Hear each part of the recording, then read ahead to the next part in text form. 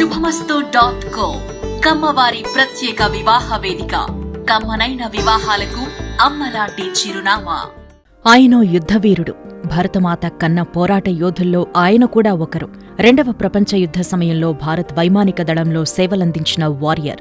ఒక్కసారి యుద్ధ విమానం ఎక్కి శత్రువులపై విరుచుకుపడ్డారంటే ఎదుటివారు ఎవరైనా తల వంచాల్సిందే. అది ఆయన గొప్పతనం. మొదటి ప్రపంచ యుద్ధ సమయంలో జన్మించిన ఆయన యాదృచ్ఛికంగా రెండో ప్రపంచ యుద్ధానికి భారత్ తరపున పోరాడారు. ఆ రోజుల్లోనే వైమానిక దళంలో చేరి తన సత్తా చాటారు. రెండవ ప్రపంచ యుద్ధం వచ్చేసరికి భారత అమ్ముల పొదిలో ఓ ఆయుధంగా తయారయ్యారు. భరతమాత స్వాతంత్ర్యం కోసం ఎదురుచూశారు. కాని ఆ రోజును కళ్లారా చూడకుండానే చిన్న వయసులో కన్నుమూశారు. ఆయన జీవితమంతా యుద్ధమే. ఆయన జీవించిన ప్రతి క్షణం రణక్షేత్రంలోనే గడిపారంటే కూడా అతిశయోక్తి కాదేమో. అంతటి మహావీరుడు పోరాడిన సమయంలో మన దేశం ఇంకా బ్రిటిష్ పాలనలోనే ఉండడంతో ఆయనకు సరైన గుర్తింపు దక్కలేదు. దేశానికి స్వాతంత్ర్యం వచ్చిన తర్వాత కూడా ఆయన సేవలను గుర్తించలేదు అనే చెప్పాలి.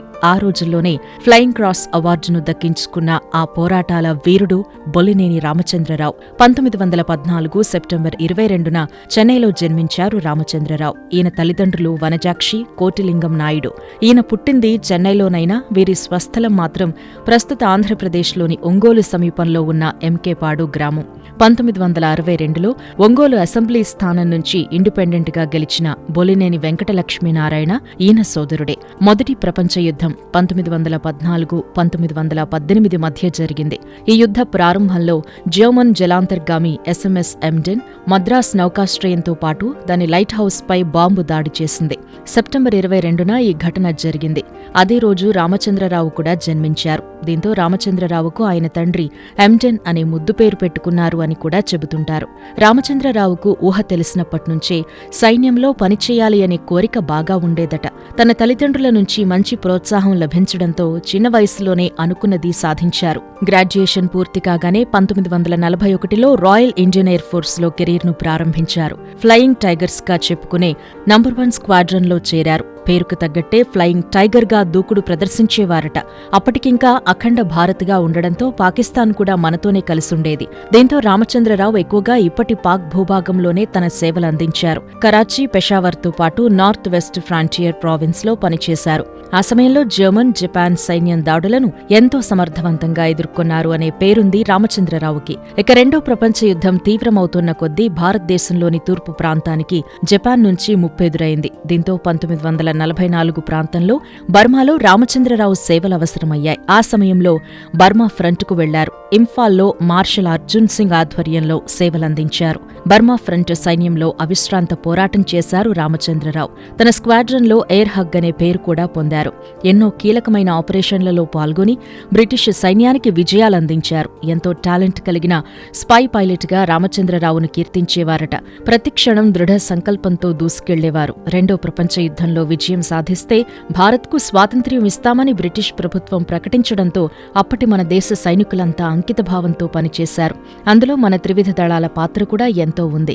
ఆ సైనికుల్లో బొల్లినేని రామచంద్రరావు ముందు వరుసలో ఉంటారు. ఈయన చేసిన సేవలకు గాను 1945లో విశిష్ట ఫ్లయింగ్ క్రాస్ మెడల్ను బహూకరించింది అప్పటి బ్రిటిష్ ఇండియా ప్రభుత్వం. ఈ అవార్డు పొందిన ఏకైక కమ్మ వ్యక్తి రామచంద్రరావే కావడం విశేషం.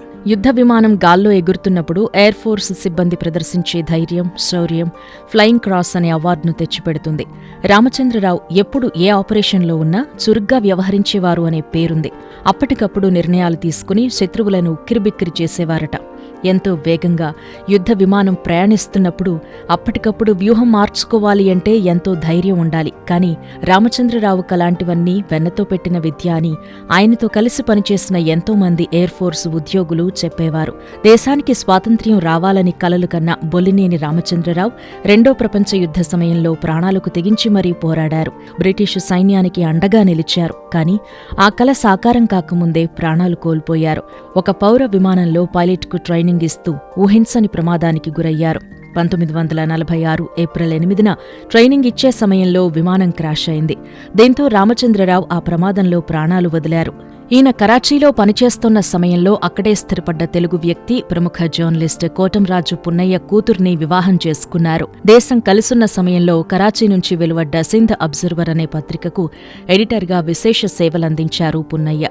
రెండో ప్రపంచ యుద్ధం సమయంలో తరచూ ఆయనతో మాట్లాడాల్సి రావటంతో ఇద్దరి మధ్య స్నేహం పెరిగింది. అది బంధుత్వంగా మారింది. పున్నయ్య కూడా భారత స్వాతంత్ర్యం గురించే పోరాడుతూ ఉండడం, రామచంద్రరావు దారి కూడా అదే కావడంతో ఆయన్ను అల్లుడిగా చేసుకున్నారు. కానీ పెళ్లయ్యాక 5 ఏళ్లలోపే చనిపోయారు బొల్లినేని రామచంద్రరావు.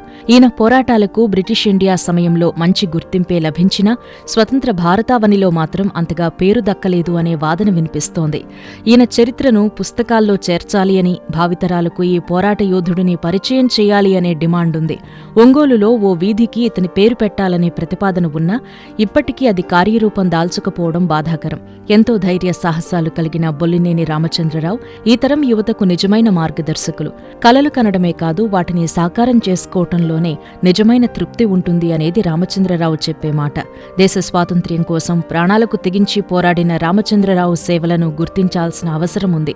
ఈయన పోరాట పటిమను ఈ తరం వారికి ఓ పాఠంలా అందించాల్సిన బాధ్యత కూడా కేంద్ర, రాష్ట్ర ప్రభుత్వాలపై ఉంది. అదే మనం ఆయనకు అందించే ఘన నివాళి. శుభమస్తు.co కమ్మవారి ప్రత్యేక వివాహ వేదిక.